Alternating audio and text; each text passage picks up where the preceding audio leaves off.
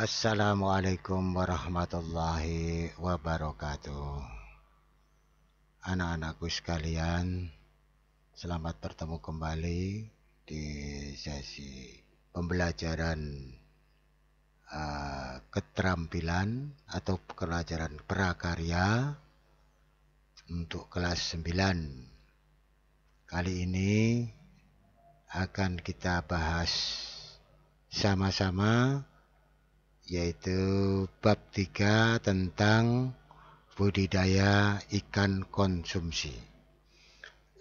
Namun sebelum kita mulai, kita harus biasakan untuk berdoa terlebih dahulu. Sebelum kita mengawali segala sesuatu, biasakan kita berdoa terlebih dahulu agar supaya apa yang hendak kita tuju itu bisa tercapai dengan baik. Oke? Yang pertama-tama untuk bab 3 ini yaitu pembelajaran atau pembahasan tentang budidaya ikan konsumsi. Jadi ini untuk anak-anakku sekalian sekedar wawasan atau pengetahuan atau ilmu tentang budidaya ikan konsumsi.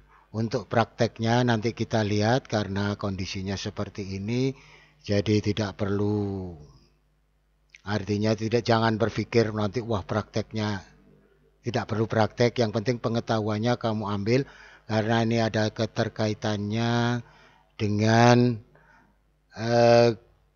pembelajaran tentang pengembangan ketahanan pangan kalau dikaitkan dengan ekonomi, perekonomian begitu. Bapak tidak perlu memberikan penjelasan secara rinci karena memang durasinya itu terbatas. Sebelumnya tolong dipersiapkan buku yang dari perpustakaan. Nah, di situ itu lengkap. Kalau kalian sudah itu menghadapi atau membuka buku yang dari perpustakaan itu, kita bahas sama-sama. Bapak akan berikan penjelasan secara singkat. Namun sebelum Bapak berikan penjelasan secara singkat, yang pertama-tama yang harus kalian pahami adalah tujuan pembelajaran. Tujuan pembelajaran yang pertama adalah menyampaikan pendapat tentang keberagaman jenis dan wadah budidaya dan pemeliharaan ikan konsumsi. Ya, nanti yang akan kalian pelajari itu adalah wadah budidaya yang harus kalian buat itu bagaimana, ya kan? Kemudian diperuntukkan untuk jenis ikan yang bagaimana itu nanti setelah ini. Kemudian yang kedua, mengidentifikasi jenis sarana produksi dan teknik pembuatan wadah dan budidaya ikan konsumsi yang ada di wilayah setempat. Yang ketiga, merancang pembuatan wadah budidaya dan pemeliharaan ikan konsumsi. Kemudian yang keempat, membuat atau mempraktekkan, kemudian menguji dan mempresentasikan pembuatan wadah dan pemeliharaan ikan konsumsi di wilayah setempat. Anak-anakku sekalian tidak perlu khawatir karena kalau itu kita praktekkan mungkin biayanya terlalu besar, apalagi kondisi pandemi seperti ini itu tidak memungkinkan. Untuk itu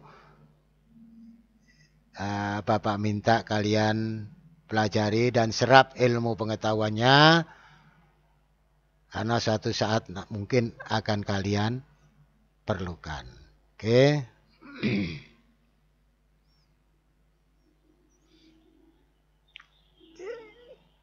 Komoditas ikan konsumsi. Budidaya pembesaran ikan konsumsi dilakukan untuk mendapatkan ikan siap panen atau ukuran yang diinginkan konsumen. Budidaya pembesaran ikan dilakukan untuk memenuhi permintaan ikan konsumsi yang semakin meningkat. Kebutuhan ikan konsumsi berasal dari ikan air tawar, ikan air payau, dan ikan air laut. Nanti ada penjelasannya itu. Apa ikan air tawar berarti air sungai. Kemudian kalau ikan air payau itu berarti campuran antara air sungai dan air laut, itu ikan apa? Air payau. Kemudian kalau air laut jelas itu air asin. Nah ini ikan air tawar, ini jenis-jenis Bapak jelaskan secara singkat dan lihat itu gambar. Itu ada ikan emas, itu ikan air tawar itu. Kemudian ikan nila, ikan lele, ikan patin, ikan gurame. Ini adalah kekayaan alam Indonesia. Dan itu kalau kita ini banyak yang memelihara, artinya itu tuh bisa meningkatkan ketahanan pangan untuk bangsa Indonesia ini. Ya terutama dari generasi penerus bangsa seperti kalian ini. Harapannya itu sebetulnya inti dari pembelajaran itu adalah ini. Ini adalah meningkatkan ketahanan pangan dengan memelihara atau mengembangbiakkan ikan konsumsi. Karena ini adalah sumber kebutuhan manusia, terutama sumber protein. Ini ikan air tawar. Kemudian ini ikan air payau. Nah, ikan air payau ini ada ikan bandeng. Air bandeng itu biasa dipelihara di tambak-tambak di pinggir laut. Nah itu cuman ada air payaunya, itu tuh dari muara sungai, itu yang dari muara sungai menuju ke pantai di laut itu tuh ada air tawarnya. Jadi percampuran antara air tawar dan air laut, air asin. Nah itu tuh ada udang windu, udang besar-besar itu Kak, udang air payau. Kemudian air laut itu ikan kakap putih, ikan kerapu, dan banyak ikan yang lainnya. Ini akan Bapak jelaskan secara singkat. Kemudian B, sarana dan peralatan budidaya pembesaran ikan konsumsi. Keberhasilan usaha budidaya sangat tergantung pada ketersediaan sarana produksi yang memadai. Sebelum memulai budidaya, perlu mengetahui sarana produksi apa yang dibutuhkan. Sarana produksi meliputi bahan, alat, serta wadah budidaya. Nah, nanti bisa kalian baca-baca itu di bukumu ya. Satu, bahan. Pertama yang harus diperlukan itu adalah benih. Benih ikan yang unggul diperoleh dari induk yang unggul. Benih untuk pembesaran ikan konsumsi beragam. Ukurannya tergantung jenis ikan yang akan dibudidayakan.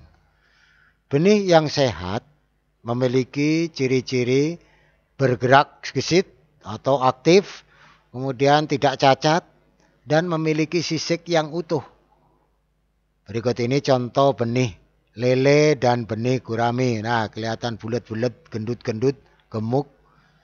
Walaupun itu diam, tapi kelihatan bergerak gitu. Ya. Oke. Nah. Kemudian berikutnya adalah pakan, penyediaan pakan. Pakan memegang sarana penting dalam budidaya pembesaran.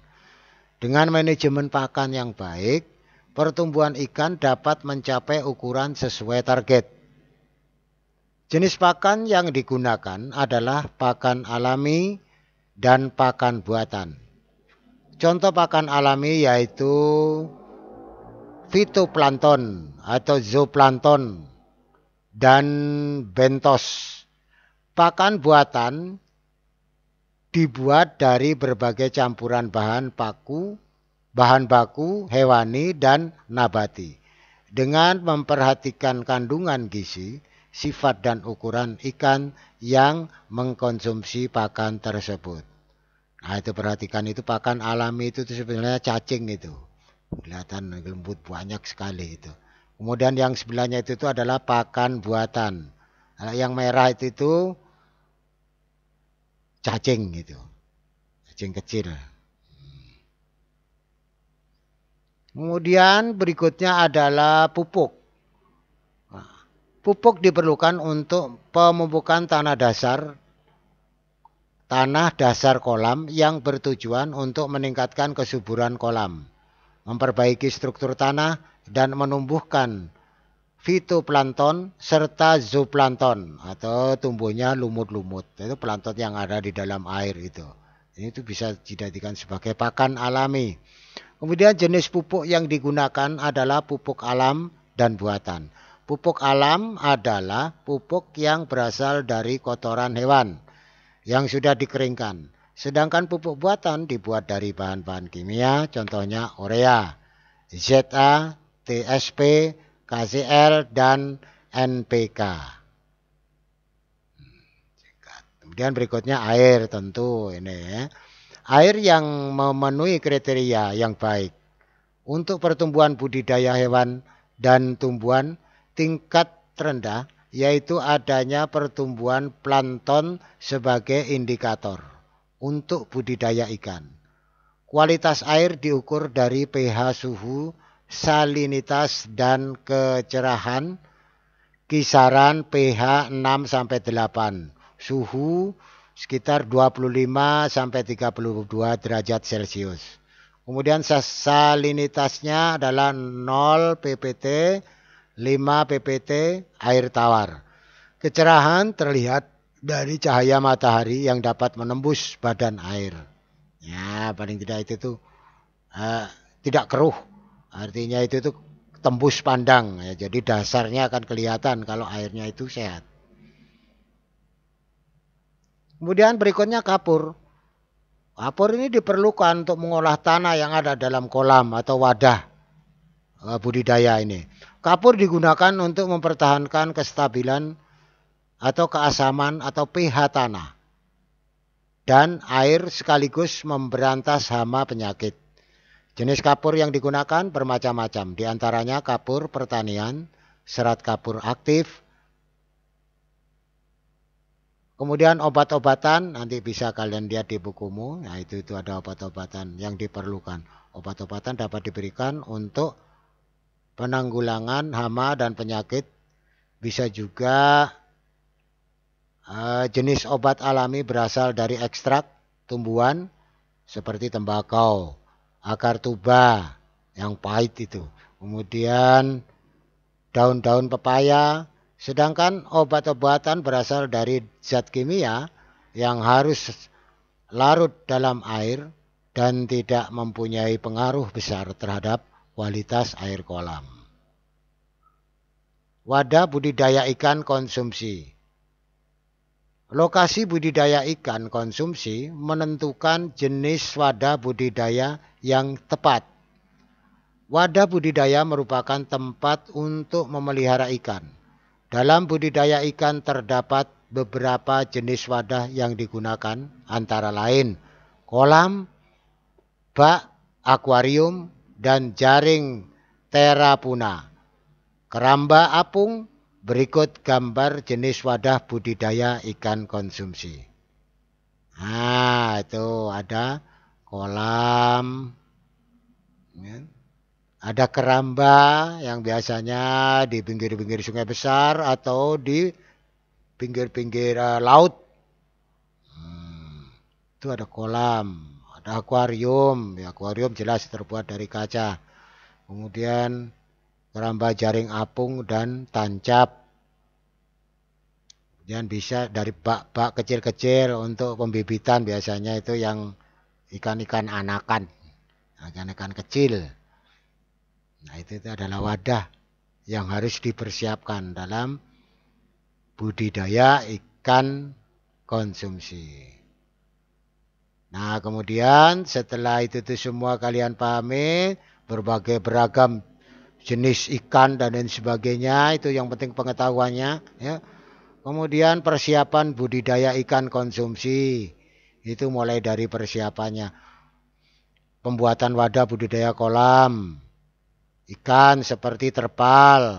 Nah, ini kenapa harus terbuat dari terpal? Mungkin ini salah satu strategi untuk istilahnya itu memanfaatkan ruang yang tidak terlalu luas misalkan, tidak terlalu banyak memakan area atau tempat gitu ya.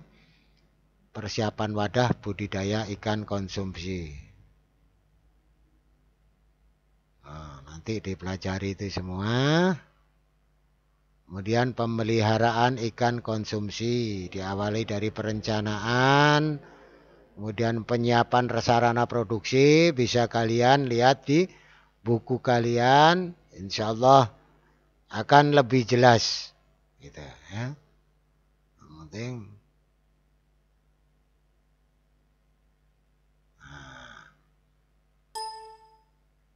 oke, untuk kali ini saya cukupkan sampai di sini.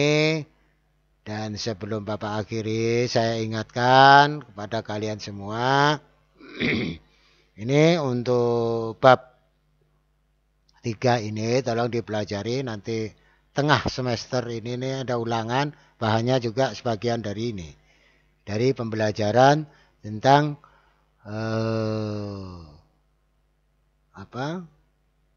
budidaya ikan konsumsi. Oke, selamat belajar. Saya akhiri. Wabillahi taufik wal hidayah. Wassalamualaikum warahmatullahi wabarakatuh.